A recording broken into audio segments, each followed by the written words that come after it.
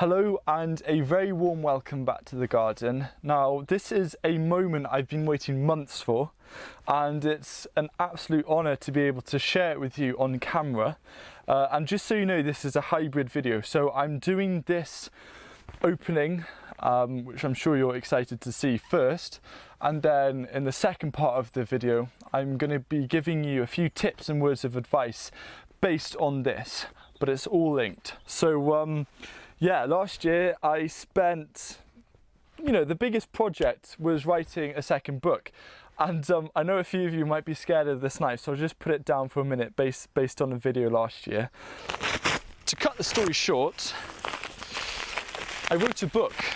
Now the first advanced copy has finally arrived, and I'm so excited to open it up. And I wrote this book because I believe so many people, getting close. I believe so many people could benefit from being able to learn how to garden in a different way. And so I'm going to ramble after I've opened this because the tension, I arrived home late last night, but I couldn't film this video till today. So it's it's quite a sleepless night in a way. Wow. Okay, here we go. Wow. It's my new book, Grow Food for Free. Oh my gosh, it feels, look at that. Oh wow. This is really nice. I might do a quick flick through for you just so you can get a real sense of it. Oh my gosh.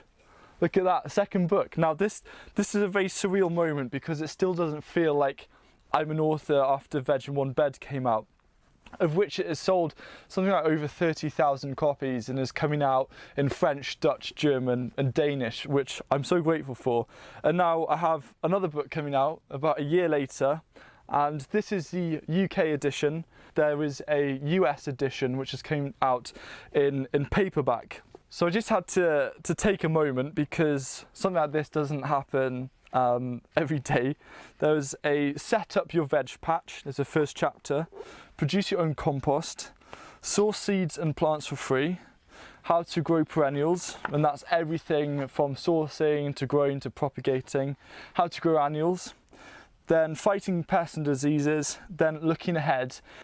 There's also a journal, which is something a little bit different because we thought it'd be really nice to show you how a year could look of growing food for free, and this is actually starting from scratch. So whether you're a seasoned gardener and you're looking at ways to reduce how much money you spend in your garden, or perhaps you're starting out, you're wanting to grow your own food. So many people say that it's too expensive so they don't bother, and so I'm showing you how to do this for free. And so the journal is a prime example of this, just walking you through every single week. I've got April, May, just with pictures and different descriptions, just to give you an idea of how a year could look. And this book is packed full of ideas, whether you're in a rural, urban or a suburban area. As well as a journal, I've created a really simple 3-year plan. So you can look through year 1, year 2, year 3, and this is just starting from nothing. Even if you don't own a garden, there's ways of finding places to grow food. So this is basically, I believe, the manual that you need to be able to grow an abundance of food without having to spend any money. And lots of really important things. I have a spread about permaculture and how important that is. And one of the primary focuses on this book is all about soil health. Because I and a lot of other gardeners believe that looking after the soil is the single most important thing you can do. So throughout this book, a lot of it talks about how to do that and how simple it is. And the whole idea, like Veg in One Bed, is to not make it overwhelming and to try and just make it as easy and as attainable as possible. This book is built on being able to grow an abundance of food without needing any money. So I think it's key that I read out this section on why cost is no obstacle. Over the years, I have heard a whole host of reasons why people are reluctant to start growing their own food. And one of the most common is that it's too expensive. I find it deeply saddening that this misconception persists in society and that, as a result, so many people are not only put off, but are also missing out from a fantastic opportunity. Fired up by a strong desire to set the record straight and a lot of passion, I've written this book with the intention of passing on all the information you need to grow food for free, and this involves basic gardening techniques such as sowing and planting, but making a success of it requires to look at things a little differently. Changing your mindset and seeking the value in what others might regard as trash is key. I hope that this has given you a nice feel for what the book is all about, and something I can't stress enough is, unlike Veg in One Bed, which is just focusing on annual vegetables, and there's annual vegetables in here of course, but there's also a focus on perennial fruit, veg and herbs, which are absolutely crucial when it comes to growing food for free. And so let me give you a few tips to get started before you get your copy, which would absolutely mean the world to me. It's available for pre-order now, and the links are down below in the video description.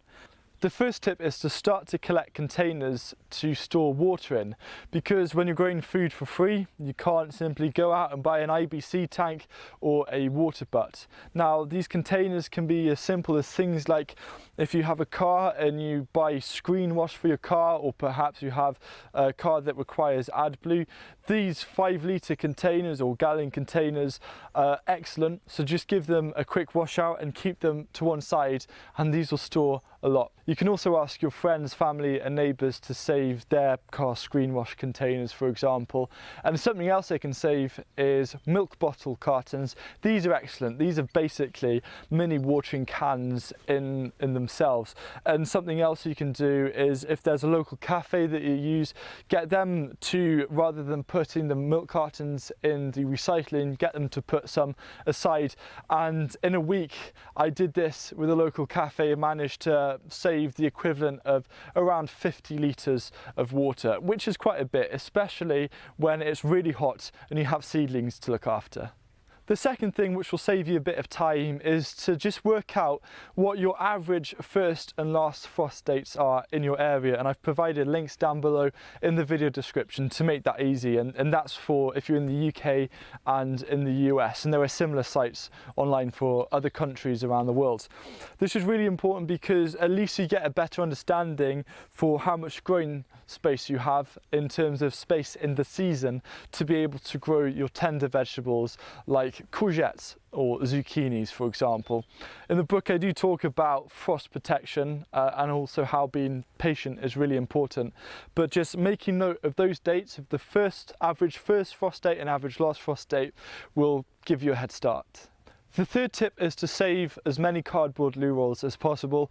I went to my local hotel, I gave them a recycling bag, and about 2 or 3 months later it was full with about 200 or 250 cardboard loo rolls.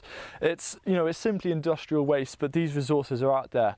And 250 loo rolls worth of being able to use as containers to plant things in is quite a lot. The fourth thing to do is to work out when there are local community and plant swaps in your area. These are absolutely amazing resources, and even if you don't have anything to swap, there's other ways, which the book will tell you, of being able to get things from them. And it's a great opportunity to meet other local gardeners as well. So just have a quick look on the internet or ask any local gardening clubs, and just make a note in the calendar of those dates so you're all prepared and ready. And the final tip is to get a scrap piece of paper and write down a goal or a vision for your growing. And this can be as fun, simple, as quirky as you want.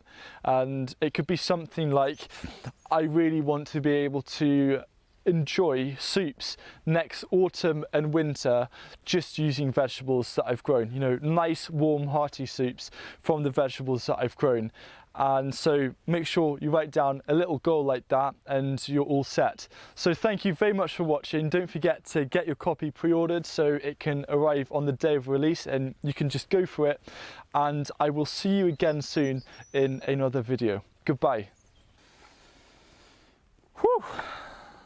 It's really cool. It smells so good. I'm just eating this. Wow.